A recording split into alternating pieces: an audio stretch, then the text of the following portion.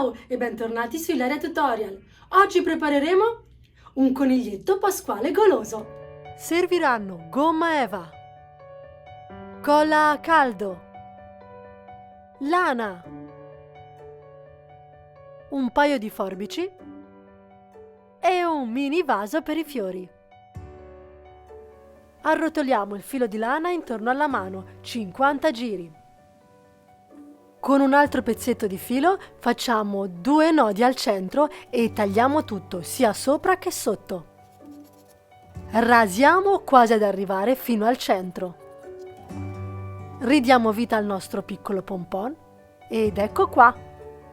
Con la gomma eva o se preferite con del cartoncino disegniamo l'erba.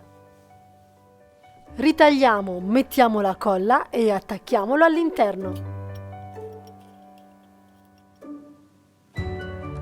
Inseriamo degli ovetti e mettiamo il pompon.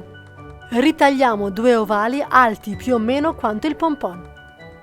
Ritagliamo altri 2 pezzettini rosa che devono essere più o meno grandi, poco più della metà, e aggiungiamo 3 tondini rosa. Incolliamo il tutto e attacchiamolo. Qui serve un altro pompon. Arrotoliamo il filo di lana intorno a 2 dita, 10 giri. Filo al centro, chiudiamo con 2 nodi. E apriamo il tutto.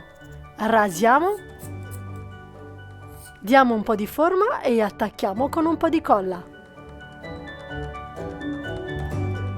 Il nostro coniglietto goloso è pronto!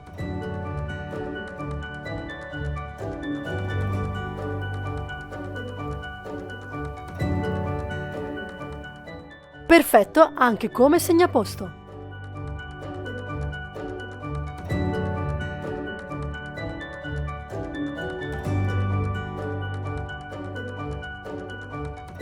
Avete visto? Sono facilissimi. Provate a farlo anche voi e lasciatemi un commento. Ma non dimenticatevi di cliccare sulla campanella qua sotto per non perdervi i prossimi video. Ciao!